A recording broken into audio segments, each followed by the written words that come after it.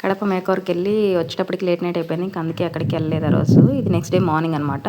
పిల్లల్ని అన్ని స్కూల్కి పంపించేసి నేను షాప్కి వెళ్ళిపోయాను. వేరే క్లయింట్ వస్తానంటేను సర్వీస్కి షాప్కి వెళ్ళిపోయి ఈ మేకప్ ఐటమ్స్ అన్నీ అక్కడ సర్దేసుకుందామని వెళ్ళిపోయాను. మార్నింగ్ వెళ్ళేటప్పుడు ఇంటి ముందర భూమి పూజ జరుగుతూ ఉందన్నమాట. వాళ్ళు ఏదో కన్స్ట్రక్టింగ్ స్టార్ట్ చేయాలనుకుంటున్నారంట.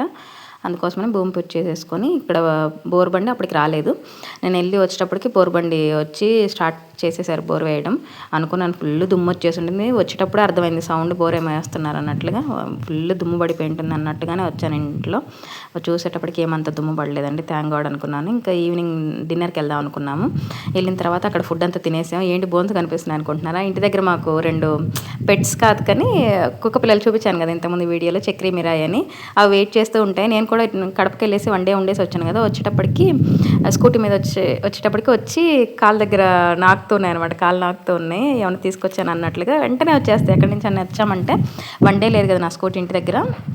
అంటే నేను పెళ్లి కూతురు వాళ్ళ ఇంటి దగ్గర పెట్టేసి వెళ్ళాను స్కూటీని కూడా వాసన చూస్తూ ఉన్నాయి అనమాట 1 డే లేకపోయేటప్పటికి. అందుకోసమని ఫస్ట్ టైం నేను ఇట్లా బోన్స్ తీసుకొని వెళ్ళాను కుక్కల కోసం.